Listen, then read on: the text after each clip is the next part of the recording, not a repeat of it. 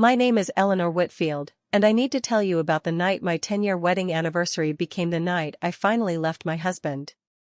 It happened in front of 40 of the most influential people in Surrey, over a plate of smoked salmon canapés, when my husband looked our 9-year-old son in the eye and told him he was an embarrassment. I didn't cry. I didn't scream. I put down my champagne glass, took my son's hand, and walked out of that marquee, and I have never once looked back. If you've ever had to choose between keeping the peace and protecting your child, you already know exactly how that moment feels. It feels like the entire world goes quiet except for your own heartbeat. So stay with me, because this story isn't just about the night everything fell apart. It's about everything that came after, and how losing the life I thought I wanted turned out to be the best thing that ever happened to my son and to me. And if stories like this mean something to you, do stay until the end, because I promise you it gets better before it gets worse, and then it gets better in a way I never expected. Let me take you back to the beginning, so you understand exactly what was at stake that evening. I met Richard Ashworth when I was 26, working as a marketing coordinator for a boutique events company in Guildford. He was 8 years older than me, already a partner at a mid-sized architecture firm, the kind of man who wore his confidence like a tailored suit. He was charming in that effortless, practiced way that made you feel like the only person in the room, right up until you realized that was simply his gift, deployed on everyone equally. I fell for him quickly. My mother used to say Richard had the shine of a man who was going somewhere, and in our little corner of Surrey, going somewhere mattered enormously. We married 3 years later at a stone manor house near Farnham, the kind of wedding that gets written up in the county magazines. Richard's parents were well known in local business and golf club circles, and mine, though more modest, were thrilled that their daughter had married so well. From the outside, we looked like the picture of a successful young couple. And for a while, we were happy. Or at least, I was happy in the way you're happy when you haven't yet been asked to give up any part of yourself. Our son Oliver was born 4 years into the marriage. He was a beautiful baby, quiet and watchful, with enormous gray eyes that seemed to take in everything around him. As a toddler, he didn't babble the way the health visitor's chart said he should. He lined up his toy cars in perfect rows instead of pushing them across the carpet. He covered his ears at the sound of the Hoover, at fireworks, at his own birthday candles being sung to. He was, in every sense of the word, extraordinary, and by the time he was 4, we had a diagnosis. Autism spectrum disorder, with a secondary diagnosis of sensory processing difficulties. The pediatrician was kind. She told us Oliver would need patience, structure, and a great deal of love, and that with the right support, he could absolutely thrive. I threw myself into learning everything I could. I read every book, joined every parent support group, learned to recognize the earliest signs that Oliver was becoming overwhelmed, long before a meltdown ever arrived. I learned that noise-canceling headphones weren't a luxury, they were a lifeline. I learned that a weighted blanket could calm my son faster than any amount of soothing words. I became, without ever intending to, an expert in my own child. Richard did not. To be fair to him, in those early years, he tried, in his own way. He came to a handful of appointments. He read the summary the pediatrician gave us, though I'm not certain he ever finished the longer report I printed out for him. But something in Richard shifted after Oliver's diagnosis, something I didn't fully understand until years later. Richard had built his entire identity on the idea of a flawless, high-achieving life. He'd grown up with a father who measured success in golf handicaps and school prize givings, and Richard had absorbed that lesson so completely it had become invisible to him, the way water is invisible to a fish. And somewhere in the quiet architecture of his mind, our son's diagnosis became, to Richard, not a description of how Oliver's brain worked, but a mark against the family brand.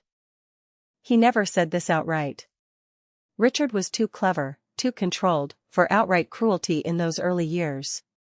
Instead, it came out sideways. He would wince, almost imperceptibly, if Oliver flapped his hands with excitement at the school gates while other parents were watching. He would steer conversations away from Oliver's diagnosis at dinner parties, changing the subject so smoothly that I sometimes doubted my own memory of what had just happened. When Oliver had a meltdown in a restaurant once, aged 6, overwhelmed by the noise of a birthday party at the next table, Richard didn't comfort him. He looked around at the other diners with an expression of such acute embarrassment that I still remember the exact color that crept up his neck. "Can't you manage him better than this?" he asked me in the car afterwards, as though Oliver were a wayward employee rather than our son having a nervous system response to a genuinely overwhelming environment. I made excuses for Richard for years. I told myself he loved Oliver in his own way, that some men simply weren't built for the tender, patient work of raising a neurodivergent child, that he'd come round eventually. I told myself this so many times that I nearly believed it. Looking back now, I understand that I wasn't protecting Richard's feelings. I was protecting myself from the terrifying knowledge that the man I'd built my entire life around did not love our son the way a father should. Which brings me to the night of our 10th wedding anniversary. Richard had been planning it for months, though planning is perhaps too generous a word for what he actually did, which was instruct an events planner named Priya to create an evening spectacular enough to be remembered by everyone who mattered to him professionally. We hired a marquee company that specialized in weddings for minor aristocracy. We had a string quartet. We had a photographer whose work regularly appeared in the sort of glossy county magazines Richard's mother collected on her coffee table. 40 guests were invited, and I want you to understand exactly who those 40 guests were, because it matters enormously to what happened next. There were partners from Richard's architecture firm. There were 2 counselors from the local planning authority Richard was hoping to do business with. There was the editor of a regional business magazine. There was, in short, almost no one who was simply there because they loved us. It was, from the very first invitation, a business event dressed up as a celebration of our marriage. I raised concerns about bringing Oliver to an event like this weeks in advance. Oliver, by then 9 years old, found large, loud, unstructured social gatherings exceptionally difficult. Crowded rooms full of unfamiliar adults, background music competing with dozens of overlapping conversations, unpredictable timing around food and speeches, these were precisely the conditions most likely to overwhelm him. "He needs to be there, Eleanor," Richard said, when I suggested Oliver might be happier spending the evening with my sister Charlotte instead. "It's our family anniversary. What kind of message does it send if our own son isn't at the table?" I want to be honest with you. Part of me agreed with him in that moment. Part of me still believed that showing up as a complete, photogenic family unit mattered, that Oliver being present was a kind of quiet victory against the world's assumptions about what a family with a disabled child could look like.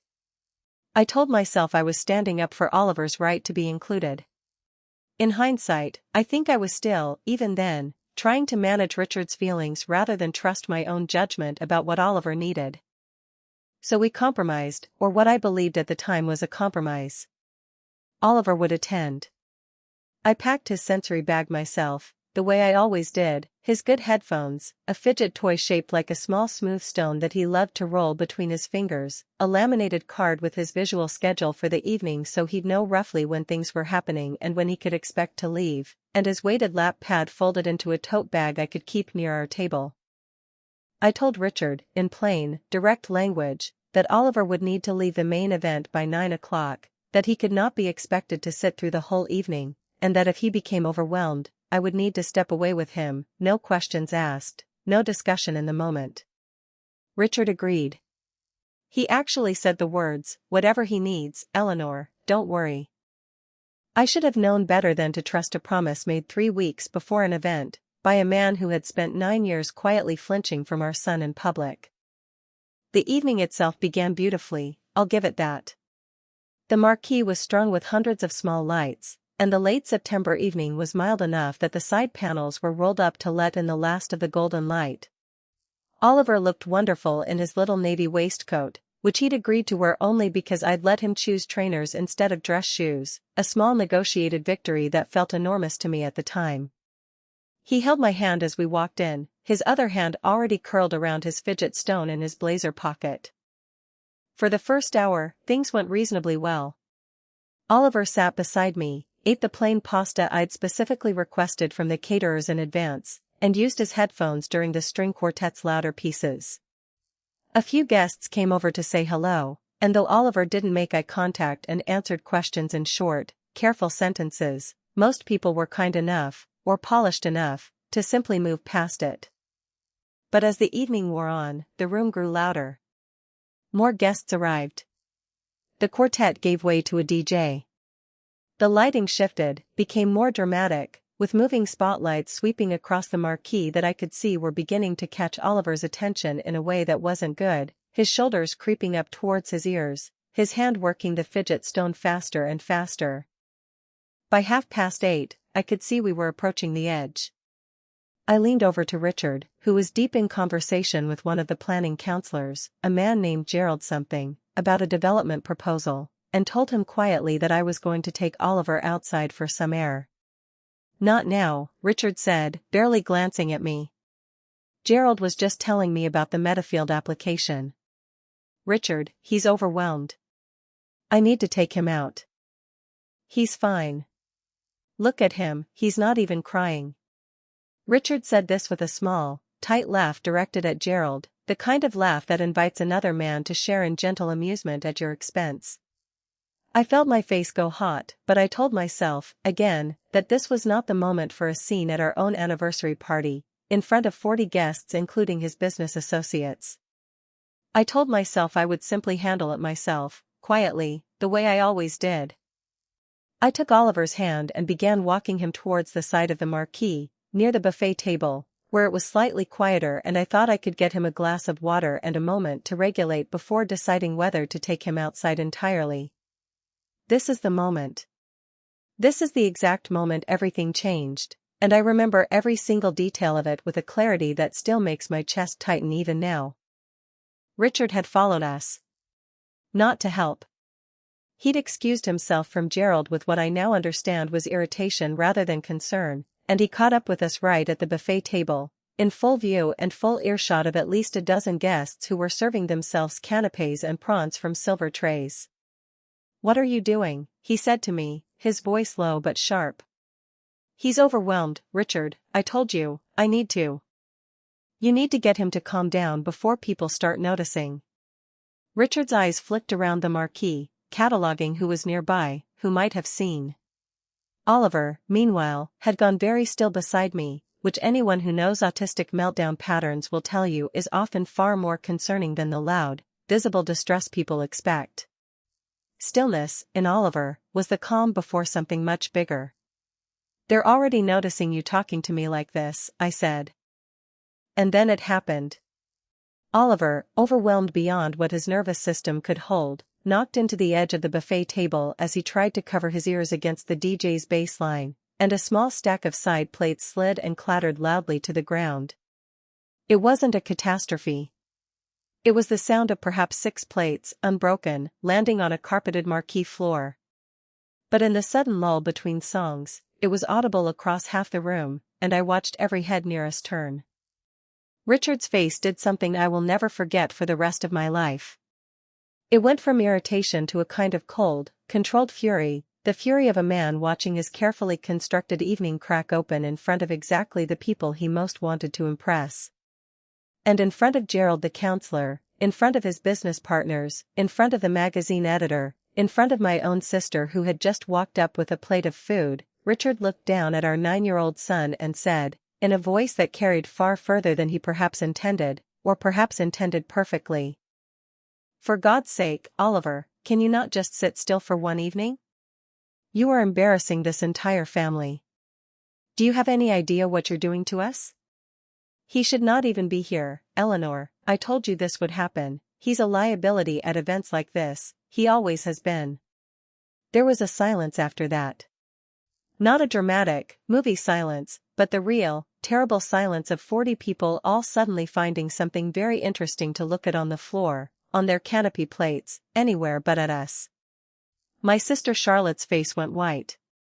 Oliver, beside me, had frozen completely, his eyes wide, his hand gripping mine so hard it hurt. I want you to understand something about that moment, because I've thought about it every day since. It wasn't the cruelty of the words alone that broke something in me, although God knows they were cruel enough. It was the word liability. Not, "he's having a hard time," Not he's overwhelmed. Liability. As though our son, our brilliant, sensitive, extraordinary 9-year-old boy, was a line item on a risk assessment for Richard's social standing. In that single word, 10 years of quiet excuses I'd made for my husband collapsed all at once, like a building whose foundation had been rotten for years and simply chose that moment to give way. I looked at Richard. I did not scream. I did not cry, not then, not in front of all those people. I simply said, very quietly, in a voice that surprised me with how steady it was, "You will never speak about our son like that again." And then I turned, gathered Oliver's sensory bag from beneath our table, took my son's hand, and walked out of the marquee. I didn't run. I want to be very clear about that, because in my memory the walk feels almost slow, almost deliberate, as though some part of me needed every single guest in that room to watch me leave and understand exactly why. Charlotte followed us out into the cool evening air, already reaching for her car keys. "Ellie," she said, "get in the car. I've got you both." Oliver was shaking slightly, the after-tremor of a nervous system that had been pushed too far, but the moment we were outside, away from the noise and the lights and the eyes, I felt him exhale properly for what might have been the first time in hours. I knelt down in front of him on the gravel drive, ignoring my beautiful dress, and I held his face gently in my hands. "You didn't do anything wrong," I told him. "Do you hear me? You did not do one single thing wrong tonight. I am so proud of you, and I am so sorry." Oliver nodded, still shaking a little, and then he said something that I will carry with me for the rest of my life. He said, "Are we going home now?" And I said, "We're going somewhere better than home." Charlotte drove us to her flat that night. I remember the specific quality of the silence in that car, the way it felt entirely different from the tense, performative silence of the marquee we'd just left. This silence was clean. It was the silence of a decision already made, even though my conscious mind hadn't yet caught up to what my body had just done. I sat in the back seat with Oliver, his weighted lap pad across his knees, his headphones back on, and I watched the hedgerows blur past the window and felt, for the first time in what felt like years, that I could breathe all the way down into my lungs. My phone began buzzing within 20 minutes. Richard, of course. Then again. Then a text. Then another call. I didn't answer any of them that night. Charlotte made up the sofa bed for me and put Oliver in her spare room with his favorite blanket, which she happened to have because she was, and remains, the kind of aunt who keeps a spare blanket for exactly this reason. I lay awake most of the night, not crying, oddly enough, but simply thinking, turning over 10 years of memory with a new and merciless clarity, the way you might finally read the fine print on a contract you signed a decade ago. By morning, I had 11 missed calls and a string of text messages from Richard that moved, over the course of the night, from anger, to what he clearly imagined was charm, to something closer to panic. The early messages were furious. How could I embarrass him like that, storming out of our own anniversary party? What would people think? I'd made a scene out of nothing. Oliver needed to learn some resilience for the real world. By around midnight, the tone shifted. He was sorry, he hadn't meant it the way it sounded, he'd had too much wine, could we please talk about this like adults? By 2 in the morning, the messages had shifted again, and this time I understood, reading them with Charlotte's strong coffee in my hands the next day, exactly what Richard was actually afraid of. He wasn't afraid of losing me. He wasn't afraid of what he'd said to Oliver. He was afraid of what 40 influential guests, including 2 planning counselors and a business editor, were now saying about him over their own breakfast tables. "People are already asking questions," Eleanor, one message read. "This looks terrible for both of us. We need to get our story straight before Monday." Get our story straight. Not, how is Oliver feeling this morning? Not, I need to apologize to our son. Get our story straight.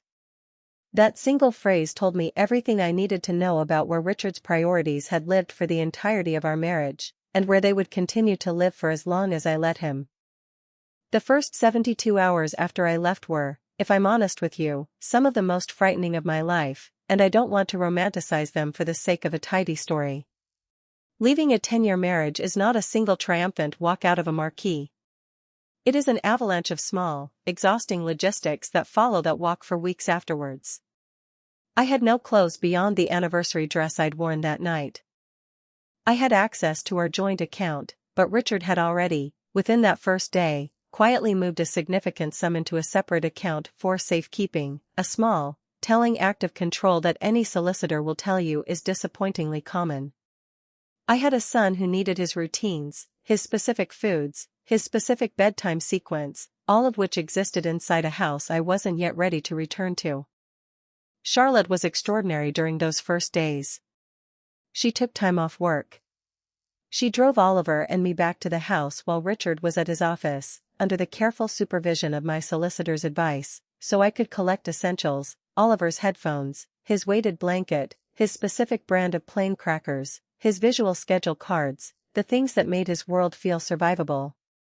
I remember standing in Oliver's bedroom, packing his things into bin bags because I hadn't thought to bring proper suitcases, and feeling a strange, fierce clarity settle over me. This was not a punishment. This was rescue. I contacted a family solicitor that same week, a sharp, no-nonsense woman named Preeti Chandra who had, as it turned out, handled a number of cases involving parents of disabled children navigating separation, and who understood immediately why Oliver's needs had to shape every single decision we made, from where we lived to how contact with Richard would eventually be structured. I want to say clearly here, because it matters, that I never tried to cut Richard out of Oliver's life entirely in those early weeks. I believed, and largely still believe, that children generally benefit from relationships with both parents wherever it's safe and healthy to do so. But I was no longer willing to hand Oliver over to unsupervised time with a father who had shown, in the clearest possible terms, exactly what he thought of him under pressure. Contact, when it eventually resumed, would happen on terms that protected my son first. Meanwhile, exactly as I'd expected, Richard began his own campaign. Within a fortnight, I started hearing, through the strange, efficient grapevine of a small county social circle, that a very particular version of events was circulating. In Richard's telling, I had suffered some kind of stress-related breakdown at the party. I had overreacted to an offhand comment made in frustration after a very difficult evening managing Oliver's behavior. He was, in this version, a patient, long-suffering father dealing bravely with a wife who couldn't cope with the pressures of raising a disabled son. It was, I'll admit, a masterful piece of narrative construction, and for a few weeks it genuinely hurt to imagine people I'd known for a decade nodding along to it at dinner parties. But here's what Richard hadn't accounted for. There had been 40 witnesses in that marquee, and not every single one of them was interested in protecting his reputation over the truth. Within a month, I received a quiet, kind email from Priya, the events planner, simply saying she'd heard what people were saying and wanted me to know she remembered exactly what she'd witnessed and exactly what Richard had said, word for word. Gerald, the counselor's wife, whom I barely knew, sent a short note saying she was appalled by what she'd heard that night and hoped Oliver was doing all right. Even the magazine editor, a woman named Sandra with sharp eyes and sharper instincts for a story, quietly let it be known in certain circles that whatever version of events was being spun, it was not the one she'd personally witnessed at that buffet table. I stopped needing to correct the narrative myself. The truth, it turns out, has a way of outlasting a carefully rehearsed story, especially when there are 40 independent witnesses to compare notes with. What mattered far more to me, in those early weeks, was watching my son. We moved into a small rented cottage on the edge of the village, modest compared to the house Richard and I had shared, but quiet, with a garden that backed onto a field, no immediate neighbors close enough for their noise to travel, and rooms I could arrange exactly the way Oliver needed them arranged. I set up his sensory corner in the front room, his weighted blanket and headphones and fidget toys all within easy reach, no explanations required, no anxious glances towards a father who might sigh or wince. Within the first fortnight, I began to notice something remarkable. Oliver started sleeping through the night for the first time in years. He began, tentatively at first, then more confidently, narrating his own thoughts out loud while he lined up his toy cars in the front room, something he had almost entirely stopped doing at home in the last year, because Richard had once told him, not unkindly exactly but firmly, that it was a bit odd and he should try playing more normally when people are around. There was one afternoon, about 6 weeks after we'd left, that I still think of as the real turning point of this entire story, more than the night at the marquee itself. Oliver had a meltdown, a genuine, full sensory overload, triggered by nothing more dramatic than a delivery van reversing loudly outside our new front door. In the old house, a meltdown like that would have been accompanied by Richard's tight jaw, his pointed silence afterwards, his careful redirection of any guests who happened to be present. In our little rented cottage, there was no audience to manage, no reputation to protect. I simply sat on the floor of the front room with Oliver, gave him space, his headphones, his weighted lap pad, and waited it out exactly the way every book and every therapist had taught me, with patience and without shame. 15 minutes later, Oliver came and sat beside me, calm again, and said, entirely unprompted, "I like it here. Nobody gets cross at me here."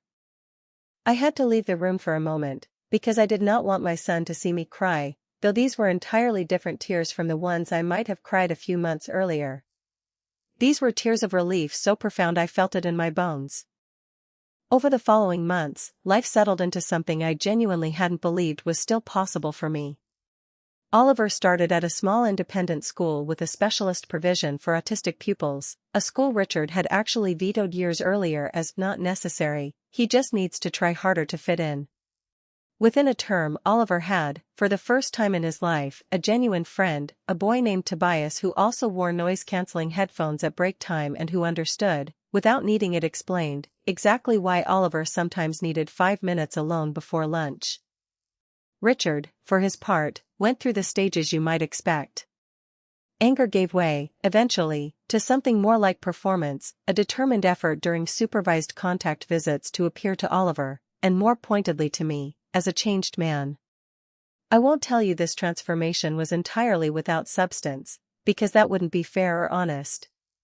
Over time, and with the involvement of a family therapist recommended through the mediation process, Richard did begin, slowly, to engage more genuinely with what Oliver needed. He attended a course on supporting autistic children that Preeti's team essentially made a condition of increased contact time. He learned, eventually, to sit through a loud family event without flinching visibly at his own son. I won't pretend this became a fairy tale reconciliation, because it didn't, and our divorce proceeded and finalized just under a year after that anniversary party. But I will say that Oliver now has a relationship with his father that, while far from perfect, no longer requires my son to shrink himself to be tolerated. As for me, I want to tell you honestly what the last year and a half has actually looked like, because I don't want to pretend that walking away from a comfortable life was simple or without cost. There were months where money was tighter than it had ever been, where I lay awake doing sums about school fees and rent and Oliver's therapy costs. There were moments of real loneliness, evenings after Oliver had gone to bed where the cottage felt very quiet and very small compared to the life I'd left behind. Leaving is not a triumphant montage. It's slow and it's expensive and it's frightening. But here is what I know now, with a certainty I did not have that night at the buffet table. I would rather have this small, quiet, honest life than another decade of shrinking myself and my son to fit inside someone else's idea of what a perfect family should look like. I went back to work eventually, first freelance, then building my own small events consultancy, ironically enough, one that now specifically works with families and organizations wanting to run genuinely inclusive, sensory-friendly events. There is a particular, sharp satisfaction in building a career out of exactly the thing my ex-husband once treated as an inconvenience. I have new boundaries now, ones I never had the courage to set before that night. Oliver will never again be asked to sit quietly through an environment that overwhelms him for the sake of somebody else's image. Anyone who wants a place in our life, friend, partner, extended family, has to understand and accept my son exactly as he is, headphones and fidget stones and all, or they simply don't get a place in our life at all. I have learned, slowly and sometimes painfully, that protecting my son's dignity and protecting my own were never two separate tasks. They were always the same task, and for 10 years I had simply been too afraid to see it clearly. If you take one thing away from this story, let it be this. The people who truly love you will never ask you to make yourself smaller so that they can look bigger to a room full of strangers. If you were standing in your own version of that marquee tonight, waiting for permission to finally believe what you already know, I hope this story gives you a little bit of that courage. You are allowed to choose your child's dignity. You are allowed to choose your own. And I promise you, on the other side of that walk out of the door, there is a quieter, kinder, more honest life waiting for you, even if it doesn't look anything like the one you're leaving behind. If this story moved you, please take a moment to hit that like button and subscribe to the channel, because it genuinely helps these stories reach the people who need to hear them most. And I would love to know, down in the comments, what you would have done in my shoes that night at the buffet table. Thank you so much for listening, and I will see you in the next one.